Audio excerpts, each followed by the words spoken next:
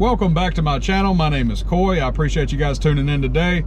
Today I'm going to talk about the things that I dislike about my SRT Durango. Now, I bought a 2021 SRT Durango after I sold my 2021 Hellcat Durango. I love the Hellcat Durango, but when you have an opportunity to make a bunch of money and chase another car, you take that opportunity. And I love the Hellcat Durango. It was awesome, and the SRT Durango is awesome as well. I did a review video of the SRT Durango on everything that I love about the car, so don't take this as a negative. This is simply the counterbalance to that video. There are a few things that I dislike about the SRT Durango that need to be fixed if they decide they're going to keep going with the platform. I have heard that a redesign is coming for the 22 Durangos, so we'll see what happens. But there are a few things that I dislike about the SRT Durango, and we're going to go over those things right now. As I mentioned in my Hellcat Durango review, the reverse camera on this car is seriously dated.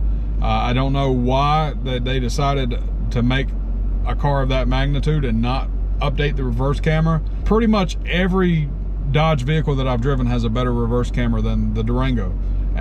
It's extremely dated. The first car that I ever saw with a reverse camera was a 2008 Mitsubishi Galant, and my mind was blown. Like, I'd never seen a reverse camera before, and I love the fact that you could look down at a screen versus looking behind you to see where you're going, and it's more clarity. It had more clarity and more in detail. And so I love that. And the reverse camera in this Durango seems like the same quality of that camera from 13 years ago. The reverse camera in this car is seriously outdated, and they need to fix that. Seriously. We bought this car for $72,000. We paid $82,000 for the Hellcat Durango. They both have the same reverse camera, and it's poor quality, and it needs to be addressed. That goes for the dash clusters as well. The dash clusters in the center where your odometers are also look very cheap and outdated, and I also mentioned this in the Hellcat Durango video. They've got to do something better if you're going to spend that much money.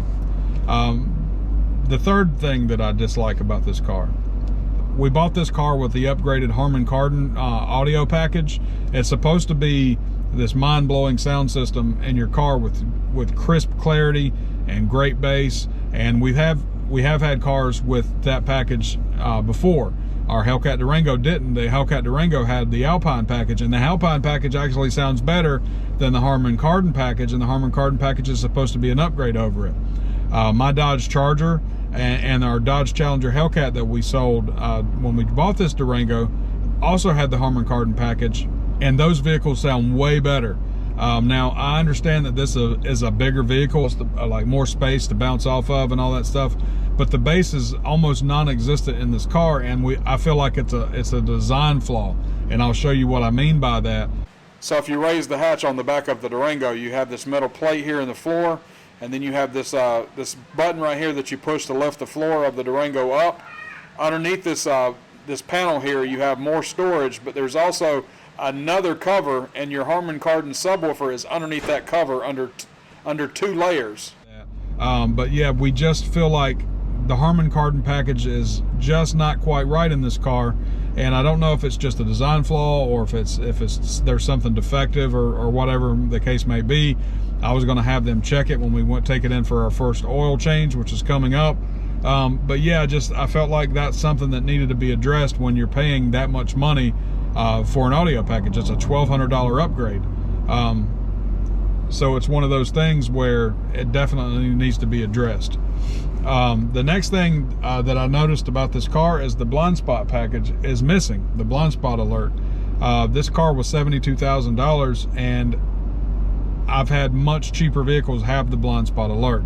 That's a very important feature to have when it comes to safety. I actually feel like that should be a standard feature. I really do. I think that blind spot alert should be standard in any vehicle. It doesn't cost much to add it to a vehicle. It's a couple $100. If I was driving a Challenger or something with bad blind spots, I wouldn't even buy the car unless I had blind spot alert. I have it in this, but the visibility is pretty good in this car. But blind spot alert needs to be a standard feature, especially in any car that's priced at $72,000. The price is also something that I take as kind of a slight negative. I get it, it's a nice car, I love the car, but there's only about a $10,000 difference between this and the Hellcat Durango. I think it should be slightly cheaper, maybe $5,000 cheaper. That's just my opinion. I do love the car. But the thing that's curious to me, you can buy a 392 Charger or a 392 Challenger for between $40,000 and $50,000. The same engine in the Durango is $72,000. You're paying Hellcat prices for a 392 engine, and it's an awesome engine and it's fast, but that conversion doesn't quite feel right to me, because you can buy a V6 Durango for what you would basically pay for a V6 Charger or Challenger. But then you jump to the 392 engine and the Charger and Challenger, and you only bump it up to around $40,000 to $50,000 in a normal car market. But when you put that same engine in the Durango, the price jumps up to $72,000. You could buy a Hellcat, not a Hellcat Durango, but you could buy a Hellcat Charger or Challenger for $72,000 for sure. So the price is a little off with that. The last thing that I can say negative about this car, and again, I don't want this video to come across as super negative, because I love this car, absolutely do. I like the captain seats a lot. It's easier for the kids. It's easier for the kids to get in and out. But the center console in the back, makes it hard to buckle our kids' car seats. If the car seats weren't in here, it wouldn't be a problem. When the car seats rub up against the seatbelt buckle, it's hard to get your hand in there to buckle your kids in. If it were up to me, I would remove that center console altogether. My 4- and 5-year-olds don't need storage in the middle. They have cup holders in their car seats. They don't need cup holders. They don't need a cup holder down in the center console. Now, if the car seats weren't in the car, the center console would be fine.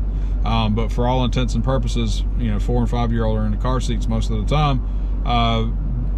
The center console makes it harder to get in and out of the car, get everybody buckled, all that good stuff. So yeah, if it was up to me, I'd remove the center console. That's about it. That's all I can say negative about this car. I absolutely love the SRT Durango. Again, as I mentioned in the pros video that I did about what I love about the car, I recommend buying one if you can. Even if you go and get the GT or the RT, I definitely recommend doing that. If you guys like this video, you found it informative, make sure you hit that like button, subscribe to the channel, and make sure you hit the bell so you get notified for all the videos. I appreciate you guys watching, and y'all take it easy.